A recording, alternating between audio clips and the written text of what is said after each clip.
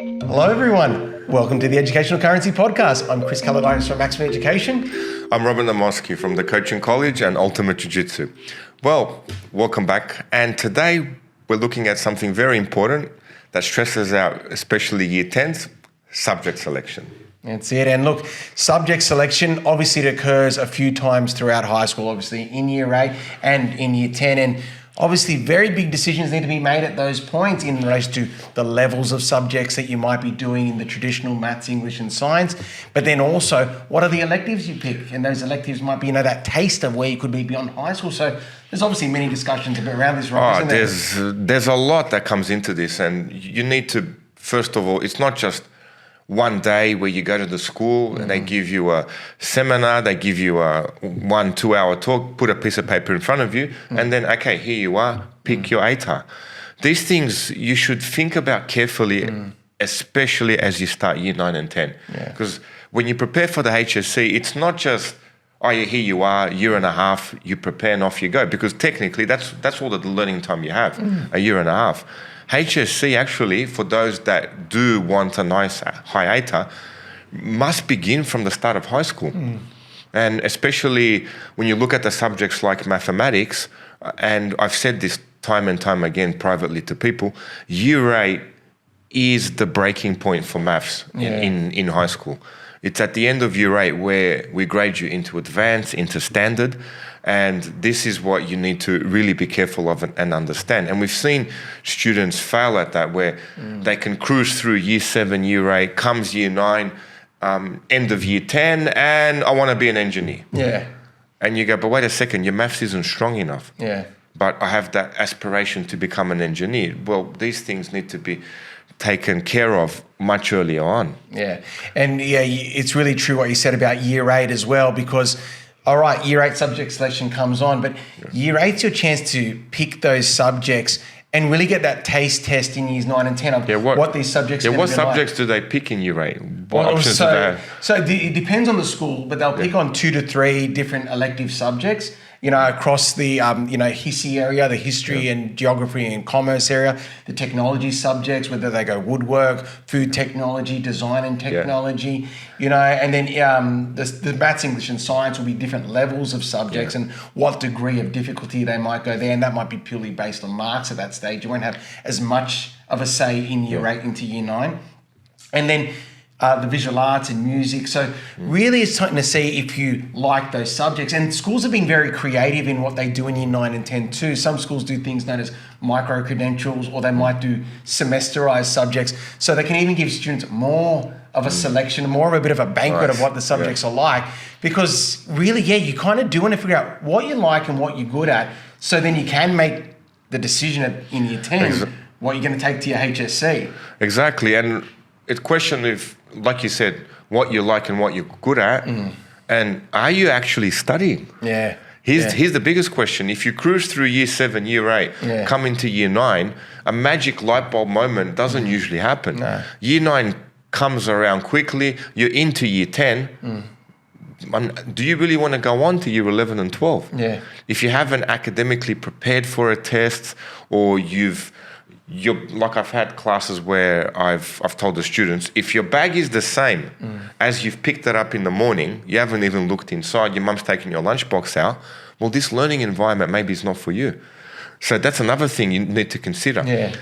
If you are going into Year 11 and 12 and you're picking academic subjects, well, how academic have you been? And this is where the teachers put quartiles into place. This is where they give you strong recommendations. But again, even from the teacher, it is a recommendation. It's not set in concrete.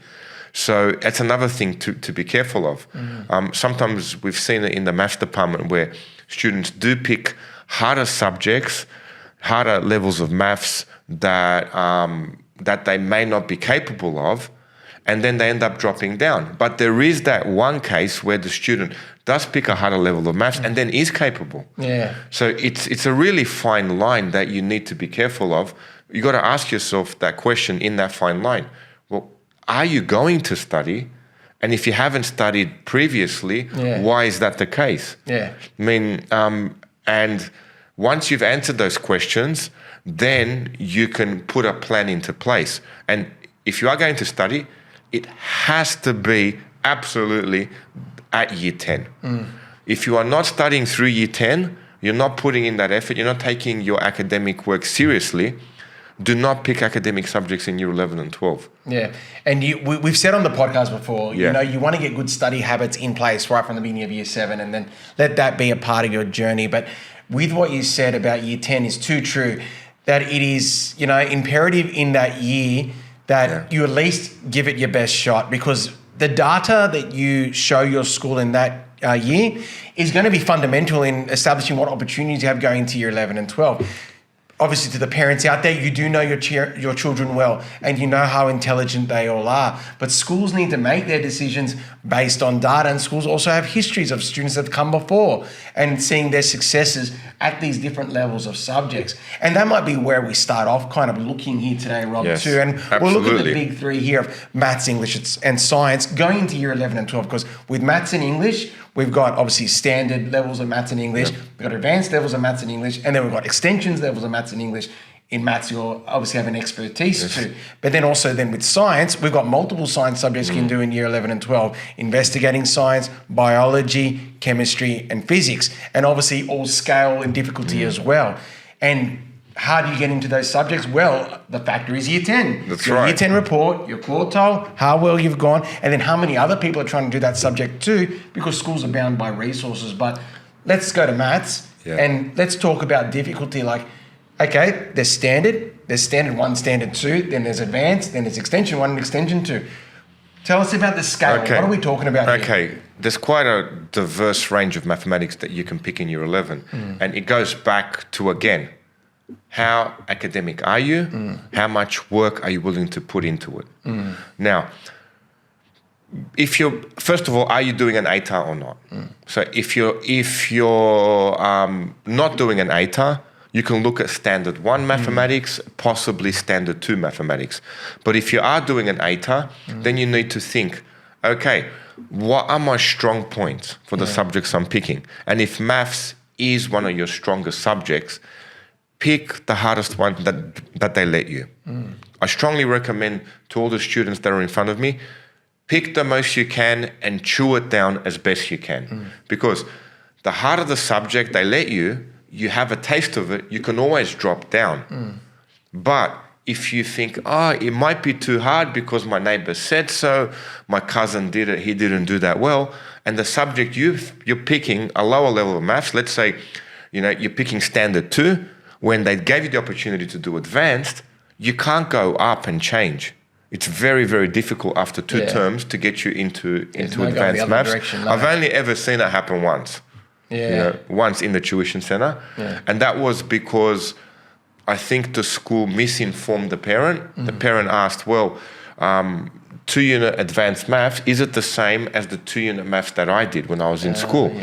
And they said, no, yes, standard 2 maths is the same, when it wasn't. And then the parent went back after term 2 and made a complaint. Well, they did misinform the parent, and then the student did go into advanced maths that way. And it was quite a struggle because they missed 2 terms. So my advice is, pick the hardest level you can in year 11, chew it down and see how you go. Yes. Always. Even if it's maths, if it's English, if it's physics, if it's chemistry, if it's art, this would be my recommendation, because you can always drop down, but you can't go up. Now, there could be a problem with the school in you picking that. And if there is a problem where they say you may not be good enough, well, that's possibly true as well. But like I said before, my advice is the school lets you. They let you do advanced maths. They let you do extension 1. They're saying, yes, we allow you to do it. Pick it. Yeah. And look, you made a good point there that, you pick the highest level you can. And as I said, data informed.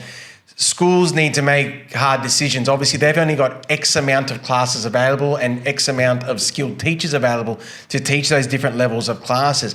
And often this can lead to sometimes awkward conversations. And obviously on the wellbeing front, I've been involved in some subject selection meetings myself. And sometimes we have the opposite discussion where we've got families that are battling us on, well, no, I think, my child should be able to do the higher level of mathematics, English and all that. But I think sometimes those families or parents don't understand how difficult the difference is between standard mathematics and advanced mathematics, you know? And that's where I've really got to say, support the school in what they're saying, because the year 11 and 12 years are very stressful. And these are stressful subjects. Yeah, absolutely. And it goes back to, how did you perform in year 9 and 10? How much effort did you put in to year 9 and 10? Yeah. I mean, sport works the same way. You can turn around and say, oh, look, my son is a great soccer player. He's going to train really hard now. Can you put him in the rep squad? Yeah. Well, these other kids have been training pretty hard from year 7 up until year 9. And academics is pretty much the same. Yeah. So the data is everything. So once again, back to year 10, you got to really work hard in that year so you have those initial opportunities to get into those subjects. Not just for the fact of what the school says, but your own child being overwhelmed once they enter those subjects. They're already kind of in that ecosystem of doing the higher level maths or the higher level English. That is going to help them be confident in those classes in year 11 talks. It only gets harder to do. Absolutely. And then okay, that's the harder level subjects. How do you pick your subjects? Yeah. Here's another thing that we always discuss. Well, if you're unsure of what to do, cross off what you are definitely not going to do. So work backwards. So for example, I couldn't sketch for the life of me. There's art out of the way. Yeah. You know, during commerce, I really didn't like much of that legal jargon. There's legal studies out of the way. So you could actually eliminate a lot of subjects by the ones you know you are definitely not doing, and then be left with a pile that you are. Yeah. And that could be a process that you can go through as well. It's always trying to pick the one, I'm not sure about this one, I'm not sure about that one. Well, eliminate them first and then have a pile of what you are going to choose. And also, remember, as a student talking to the year 10s now, you make that choice. If your cousin was fantastic in economics, great. That was their choice. Doesn't mean you will be. You have to pick it according to your interest. What do you enjoy? And like we said before, with science, as Chris, as you mentioned, you got to break the sciences up into 3 different categories. Did you like working with chemicals? Did you like looking through a microscope at biology? Or did you really like all those physical interactions? You may have hated the microscope, but you really like the physical interaction. So there's physics. So again, this is 3 different streams that you got to break your science into, as well as your history, ancient and modern, as well as your business from economics, business studies, etc. Legal studies, etc. So especially in year 9 and 10, I always say to my students, okay, what are you interested in? What are you going to chew down? And as you have that conversation, this is where you start narrowing in the subjects that they're going to pick. Yeah. So, and for yourself as a careers advisor, I mean, not as a careers advisor, as in the area of well-being, what's been your biggest struggle with subject selections? So, look, you often get students in year 10 and look, I'll put them into 2 simple categories. You got students who have a vision where they want to be after high school, and you got students who don't. That's very general of me to say, but that kind of is the challenge where you do get to that subject selection time, because it is going to greatly influence how you pick your subject. The student who knows where they're going to be, and look, this you can't put any pressure on kids because it's just a life journey. Some either do or don't. It doesn't relate to studies, intelligence, or anything, because we're all figuring out on journeys in life. So your child could be either way, and there's nothing wrong with it either way they're going. But the student who knows which direction they're going in, they're going to pick compatible subjects that relate to where they're going. So there they would have an idea of, okay, I need to do this maths level because that's a prerequisite for the university I need to go to. So that's an easy decision for them. Or in my area of computing, well, I'm going to pick all 3 computing subjects available at the school because their content overlaps, and that's going to help my HSC. Or even some other subjects do offer extension areas at schools such as science and history, depending on the school you go, which is a whole nother factor when it comes to electives as well, on what's available, school facilities and the teachers they have to teach it there. So the student who does know the direction they're going in, it can be often a lot easier, and they have a lot of more intrinsic motivation going that way. It's harder for the student who's not sure where they might want to be after the 2 years. And in that instance, they usually pick a then more wider scope in their subject. They do pick a history or a geography or commerce subject in the HISI area. They may also then pick a more creative subject too, because they might have a passion in that area as well. and then as well, just picking a more general maths and English to kind of see how they go, all based on their ability and what the school's recommended to them. So it's a bit more of a wider spread for those students, and that can sometimes be a great thing because then they're like, okay, in year 11 and 12, this is the subject I'm strong at. That's the pathway I need to go. And look, that was very similar to me. That was my journey through high school. I picked economics, legal studies, software design and development, and biology. Because I didn't know what I wanted to do after high school. And then I really had a good relationship with my teachers. And like, oh yeah, I'm going to get into teaching. And then economics and computing were my two better subjects that I enjoyed. And when it came down to it, I realized, the TAS teaching, there's more demand in that industry. And that's how it kind of led me going that way. But at the beginning of year 11, and even when I picked software design and development, I had no idea really much about computers at all. And it was a big shock to me, that subject. But over the 2 years and with the teachers I had, I learned that, okay, this is kind of an area I'm comfortable in. And that's how that journey led me that way. But it's the teacher you had. There's the thing. Yeah. You love the teacher. You love your subject. It's true. But I got along with all my... You're right. I liked all my teachers. Yeah, because that can be, especially students in year 9 and 10, they could have that perception of the subject according to the teacher. Yeah. So that can be a problem as well, because you may not get that teacher in year 11 and 12. Yeah, and you can't bank on that. You can't, and that's another thing I guess we're recommending with subject selection too. Don't pick a subject because you most likely will get a certain teacher, because things change at schools all the time. Year to year, they try to spread out the load and upskill all their teachers. There's a teacher shortage right now. Teachers are moving between schools. Teachers get promoted. So never pick a subject based on the teacher. But yeah, if you do get a teacher and they can ignite that passion, well, that's just a bonus, you know. And you're super lucky. Yeah, super lucky. That's something we want to encourage here with the podcast. Of course. Yeah, igniting that passion in students. Yeah. Especially if you're teaching year 11 and 12, they chose that subject to sit in front of you. Yeah. So you get that. You expect the students to be driven. You expect the students to have that tenacity to study because they actually chose to be there. Yeah. And that's another problem now in choosing. So, again, when choosing your subjects, I would recommend cross off the ones you definitely don't want to do. Yeah. You're left with the ones that you would want to. And whatever the school lets you, or if you think you've got the tenacity for it, pick them as hard as you can. It's a question of you're moving into your academic life. Year 11 and 12 is your academic life. And then that would dictate whether you go to university or not as well. Because if you're inclined to study in year 11 and 12, then you're moving into another institution that requires study. Yeah. And that always stems back to your junior years.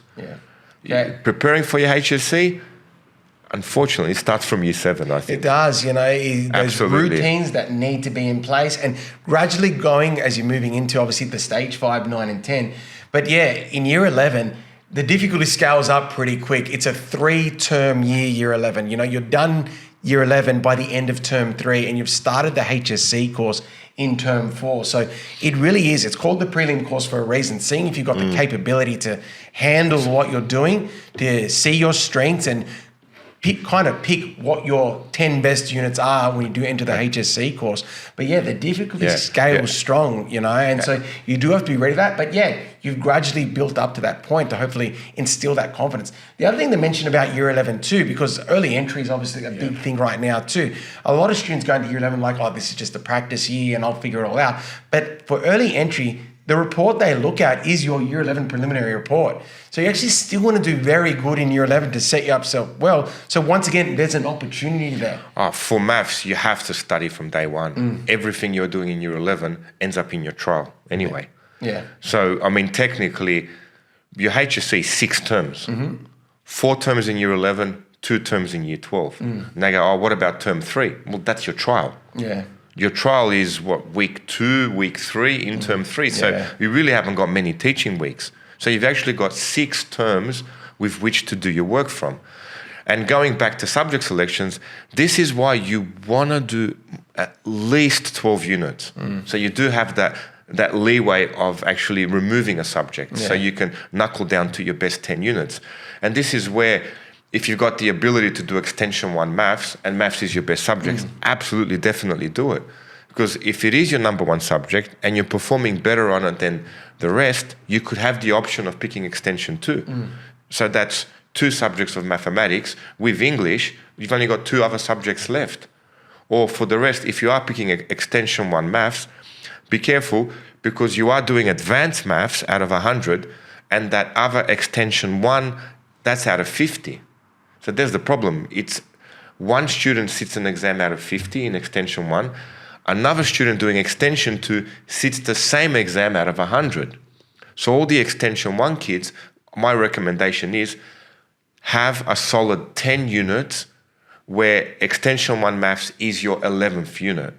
Try and make it so extension 1 maths doesn't sit in exactly 10 units. And that can be a problem with, you can do an extension 1 maths and then do another extension 1 history. And then all of a sudden, you've got 1 unit of 50 marks that you'll be sitting in an exam where the next person sits the same exam and he gets 100 marks for sitting the same test. So that sometimes you have to be strategic with your units. So my recommendation is at least 12 units. If you're picking an extension subject, hopefully the school lets you do 13. Yeah. And my recommendation before as well, Chris says, pick them. Chew down as much as you can. Pick the hardest subjects you can that the school lets you, and then see how you go. You could do advanced English, extension 1 maths, history, economics, physics, chemistry. Doesn't mean you have to sit them all for your HSC. You just don't know which one you will. And like we said before, you could land that phenomenal chemistry teacher. Yeah. And absolutely could be your favorite subject, whereas previously in year 9 and 10, you weren't too sure of it. Yeah. And with what you're saying there too, and obviously that's a lot of maths you've been talking about. That's a lot of maths going to HSC. Maths really has to be your thing if you are going to be going to, extension 2 and advanced maths, which then brings me to another point. I'll put it out to you, Rob, as well, because I'm actually having discussions with my niece and my sister about what subjects she might be going to the senior years. And they're at a point where they're trying to weigh something up now. There's this perceived scaling of certain subjects, which is true. Some subjects are seen as more difficult and they scale harder and they perform well on the HSC. So sometimes families will make decisions based on picking up some of these subjects scale well. But then also on the other side is, what do our children enjoy? That's right. And that might be a subject that scales as well. So I want to chuck that over to you, Rob. What might be the bit of the balancing factor there? How do you pick your subject? Where would you lean your recommendations? My recommendations are, what do you enjoy? Yeah. Absolutely. Yeah. First and foremost. First and foremost, what do you enjoy? Chemistry is considered a difficult academic subject. Do you enjoy it? Don't pick it because it scales well. Because, if you don't enjoy it, you didn't like it in year 9 and 10, the scaling doesn't come into an effect unless you get a certain mark. Getting a very low mark, the scaling will not help you. Yeah. So back to year 9 and 10, you've tried these subjects and see which one do you enjoy. Now, if you enjoy business and you liked that sort of commerce subject, well, economics is a more academic one. Try it, see how you go. So my recommendation is, again, Chris, pick what you enjoy and pick the more academic one you can, because you can always go down. Yeah. It's very difficult to go up. Yeah. Because you've missed a whole body of work. Yeah. Yeah. That's and always with my tuition kids, I get them to pick the hardest level they can. Yeah. And then you just don't know what teacher you'll land. You just don't know the content, whether you'll enjoy it or not. And then at the end of year 11, you can make a more informed choice. Yeah. So term 3, year 11, you can drop advanced maths to standard. You can drop advanced English to standard English. You can go extension 1 maths, you can pick up extension 2. You've got extension 1 maths, you can drop down to advanced maths. You can turn around and go, I really don't like biology or commerce or art, etc. So you do want that flexibility in your subjects going into year 11, so you can actually make a more informed choice and actually then study, have those 10 units that you are, okay, I'm really going to nail this. Yeah. That's what we're looking at. And look, it's good that you got that flexibility too. Have to. Obviously, making those decisions within the traditional subjects too, where you can scale down. You can't go up, but you can go down once you figure out. On the area of electives, I'd like to add in too, because I've got this fantastic mentor at school, Darren, and like he's shown me as well, like behind the scenes of all this scaling, there's this thing called the TES score. Yeah. Okay, and each unit accounts to 50 points of your TES score. That makes up your ATAR. And obviously, I've mentioned before, if you know what subject you like, you might pick multiple subjects. And in my area of computing, we offer 3 computing subjects at the school. And the blue ribbon subject at our school is software design and development. Okay, and that's becoming software engineering, the new subject. You know, and the teacher in that subject is excellent, has gone on top of the system many times before. And then I usually teach the IPT students, and then IDT vet, the vet subject. And the vet subject is a vet subject, and it's considered the easiest of the 3 computing subjects, you know, and you'd perceive it as that is the worst scaling one out of the 3. But then, like, we had a student last year who did pick all the 3, and his IDT TES score was higher than his software design score. And he still did very well in software. But it goes to show that if your passion is there, doesn't matter if it's a subject seen as lower scaling, you can still do very well if that's your thing. You know, and it was good that he had the potential to pick all 3 and have that at the school there. So if your child is like, this is my area, and I want to do the one, it mightn't be seen as scaling well as another one. It could be the way to go, especially in the area of electives. Okay, even maths. We had a student from our school come first in the state in standard 2 maths. Yeah, you know, and he's becoming a maths teacher now. That's it. So changed his whole life around. He's joining the good team. We should put him on the podcast. Yeah, maybe. Get him in there. We'll be looking out for you. Absolutely. Yeah. And I think one other factor we've got to mention too in relation to subject selection, because we have mentioned passion and what you like a few times. There are then the subjects that offer major works. Our design and tech, our industrial tech, our visual arts, and even music involves a performance as well. And on their own, that is fantastic, okay, because you get to do something creative as a part of your HSC, a major work, something that devotes your time. But then obviously there are then periods and then you've got to factor that into your wider study and how time consuming that can be. I've got a number of students in my computing class this year and they're doing industrial deck timber, okay? We are heading into the trials, and they are working exceptionally hard. They're fantastic students, but they're very consumed with finalising their woodwork that they've been working on for months, and it's going to be due in the middle of the trial period. Well, that's what you need to do. If you've got any major work, the school holidays are the time to get most of it done. Yeah. So especially end of year 11, you're moving into term 4 in year 11, which is the start of year 12. After your first HSC assessments, say they end middle of December, you've got till the beginning of February, 6-7 weeks to get on top of your major work. And I recommend that always to my tutoring students. First thing I ask, any major works? Okay. During that period, you should be looking at working at most of your major work. And speak to your teachers at school to see if they've got the facility or the ability to let you do that. Do the research you need, buy the timber you need, do the design you need. Anything else, the major work is to be done. The majority of it, if you can get it out in the holidays, then you have got other subjects that you need to study for. It's a good 2 unit of timber, great. I've seen people make pool tables, bars, etc. Beautiful and they're things. Fantastic things to look at, but it's 2 units, 1 subject. You've got 4 left. So you don't want that consuming you. So be very, very careful of major work. And I would recommend only pick 1 subject that's got a major work. Yeah, I'm with you. You don't want 2 subjects with major works. Yeah, like it's just too much. The amount of time going into just the 1 subject with a major work is just astronomical. Okay, you're, like I said, you're giving up your holiday time, mornings before school, after school, all of that. So you're already giving up a lot of time just to have 1.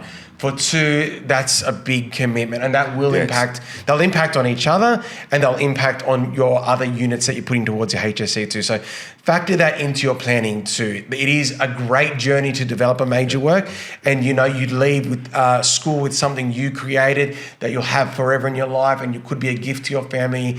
Something to be exceptionally proud of, but 2 is just too much. Yeah, it's too much. Yeah. But then you don't just have the major work subjects. What about vet subjects, Chris? Vet. Vet. Vocational education and training. Tell tell parents a little bit about vet subjects. Okay. What's it involved? How do kids do that? Do they do it at school? Do they do it at TAFE, or is it a mixture of it? Well, look, there's many combinations here of what we can do in vet. Now, I'm very passionate about vet subjects, and I think in a future episode too, we'll try to get in someone who's a bit of a specialist in the area of vet as well. But now, vet gives other opportunities. All right, and I'm a big advocate, and there's actually been some recent changes in relation to HSC and vet for picking vet subjects. Prior to, or this current HSC year is the last year where you can only have 2 units of vet, which is one subject, go towards your HSC. The current year 11s who do their HSC in 2025, they can have more. They can pick multiple vet subjects and they can go to their HSC. As said, vet stands for vocational education training. You're learning a TAFE subject at school. So these are subjects like construction, hospitality, business services, information and digital technology, retail. There's a whole variety of them. All right, and teachers at school will teach the subject. Now, it provides multiple opportunities. So firstly, yes, you can use it as part of your HSC. So that's great, okay, good, we can use it that way. But the other carrot that comes along with it is you get a nationally recognised certificate. So in my subject of information and digital technology, you get a certificate 3. If you complete the 2 years at school, the 240-hour course, that's okay, awesome. That will give you a certificate 3. And then with that certificate, you've got multiple options after school. It could be that you go straight into work, all right? You use that and you get an entry-level computing job at help desk, and you can use it that way. You can also use it to obviously go to TAFE. Now, TAFE would have always been an option after school, but it might knock a few semesters off your TAFE degree. Does it go towards your diploma? Well, that's it, Take subjects off, because you've got a certificate 3, I'm assuming, when you enroll for a diploma. Yeah, already you've knocked the hours and competencies. You've knocked the hours off from a diploma, and a 2-year diploma, then you can step into university. Well, and that's where you're on the right track there. So it's a pathway to the diploma. And the word I just mentioned then too is we've got the hours, and the hours are linked to competencies. So the competencies are all the different skills that actually make up the actual qualification. And that can allow you to put it forward and get RPL in other areas too, which could be the diploma you go for at TAFE as well. That also changes the way vet assessments are marked too, where they're not marked with marks. It's more the teacher acting as an assessor and ticking off, can you do these different skills that make up each competency there. And so if your child doesn't have a strength in sitting down and doing exams and getting marks, but they do have a wide variety of skills, once again, it can be a beneficial pathway for them because, they're being assessed on their skills in safety, their practical work in workshops, their skills in communication and working in an environment. All of those things could be recognised, and that will be on their transcript for the certificate at the end of high school. Now, you already put it together too that you get the diploma, and that can be then your pathway into university. So there actually is a pathway where you can avoid doing an ATAR.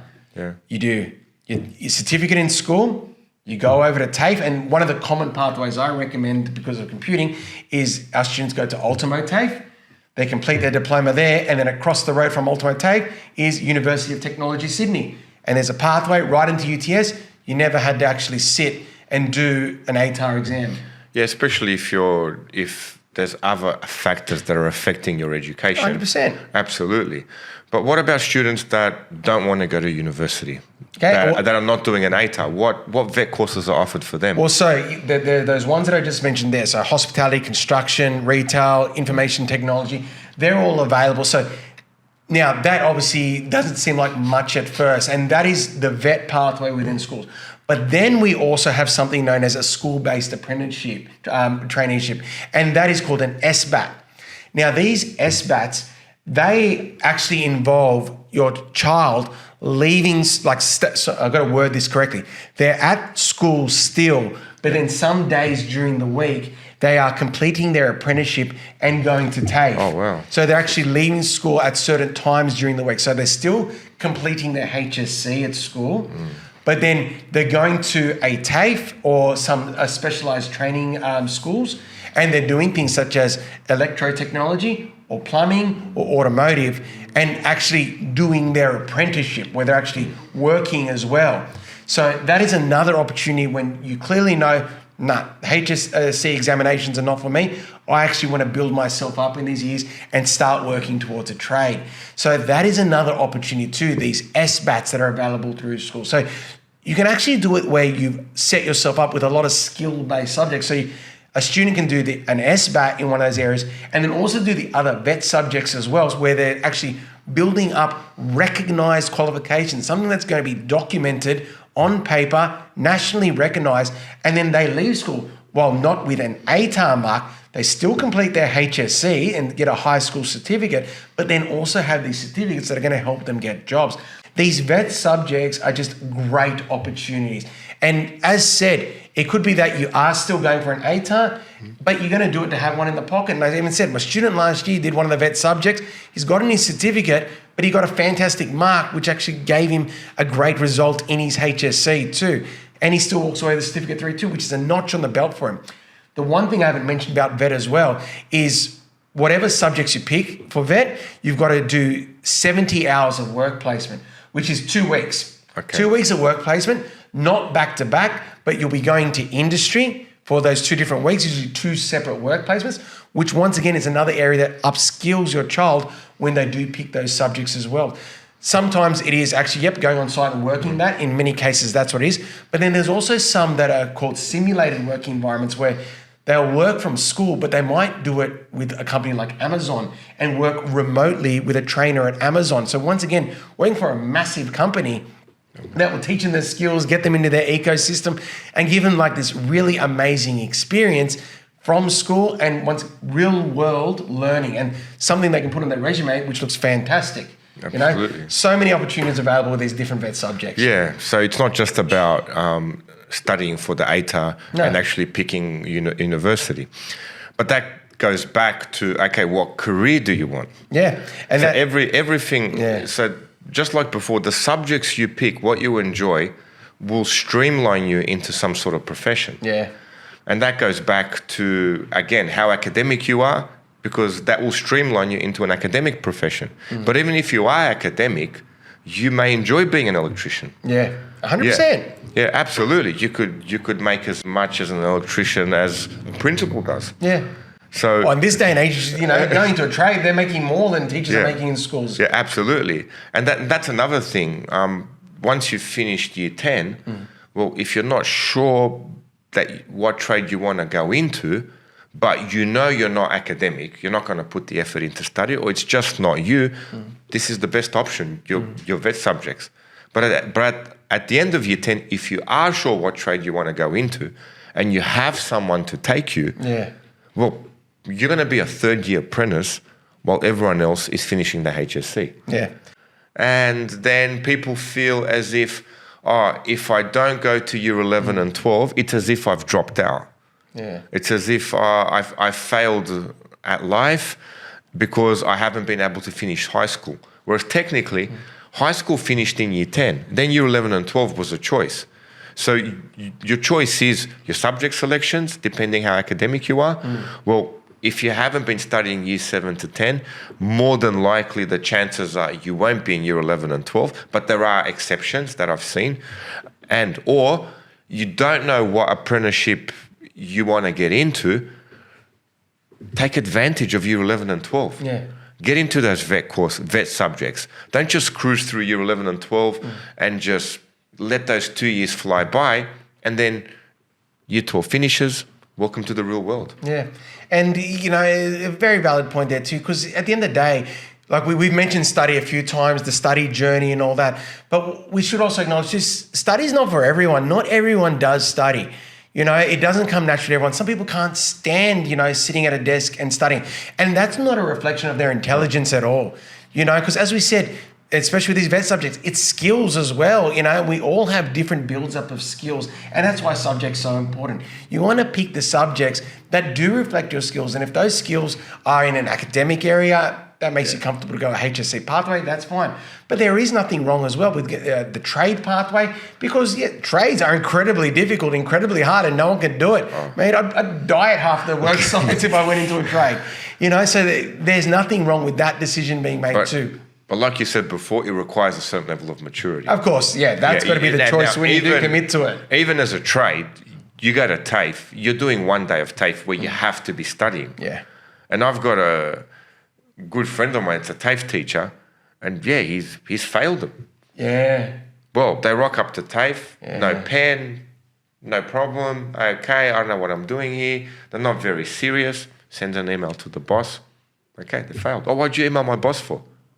He's paying you to be here. Exactly. Yeah. So that's another thing. Maturity means when you do get a job, depending whether you leave in year 10 or in year 12, someone's paying you money.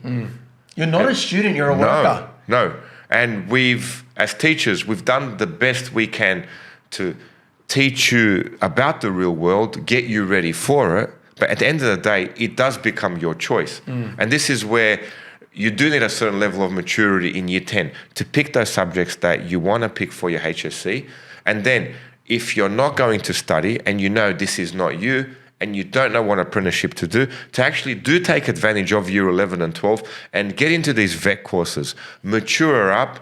So then when you do leave at the end of year 12, you can make a more better informed decision about your future. Otherwise, you can dwindle 2-3 years away and you'll be in your 20s thinking, okay, what am I doing now for work? And it's not a very comfortable place to be in and can be very stressful. And I've seen it happen to a few people. It is. And I guess to summarize it all up with what we've kind of said too, you follow your passion, but you've got to be realistic. You've got to be realistic. And the things that support you being realistic is, your current data at school, what's it showing? Okay, what are your current marks? How are you going with all your subjects too? What's been your application of schoolwork? Do you like studying? Have discussions with those you care about. And we've said that before too in previous podcasts too. Sit down with your parents, talk to your child. Where do you want to go? What do you need to do? Talk about to family members who might be in fields of work you're interested in. Learn about what these possible pathways are. But fundamentally, you've got to be realistic because things don't drastically change when you move into the senior years at school. It's whatever discipline you've had leading up into it and whatever kind of has been your routines, they will grow. But then there's never been a 180 turnaround. We don't see many of them. No, but so basically your HSC begins at the start of year 10. Yeah, it does. Yeah, absolutely. Thank you again. I think we're giving people a lot of food for thought, haven't we? Absolutely. It is, in year 10, it is the most biggest academic decision you will make. Yeah. So be careful with it. Do talk to your teachers, talk to family, talk to friends. Yeah. But at the end of the day, it's your decision. It is. You got to switch on, okay? You be ready. It's a hard-working year, preparing yourself for success in year 11 and 12. Absolutely. I'm Robin Namoski. And I'm Chris Kaladikis. Thanks for listening today, guys. Don't forget, if you do like what we're doing so far, please give us a like and, I don't know, cut this out. I think you need to put a little self-promotion, we're the worst. Should probably keep it. I think that's got to stay. This is going to stay? I think it's got to stay. Okay, so we've got to get better at promoting ourselves now. We're teachers, we're not professionals at this. Can you put that little bell thing on the screen when he says that and please, says subscribe? No, please subscribe. Yeah. Okay. So in all seriousness, we've had, how many episodes have we done now? This is episode 18. Episode 18. So if you like what you're hearing now, please subscribe, tell your family and friends, or any other teachers as well. Thank you very much, everyone. See you next time. I knew I'd stuff it up again. Thank you. It's always me. High five.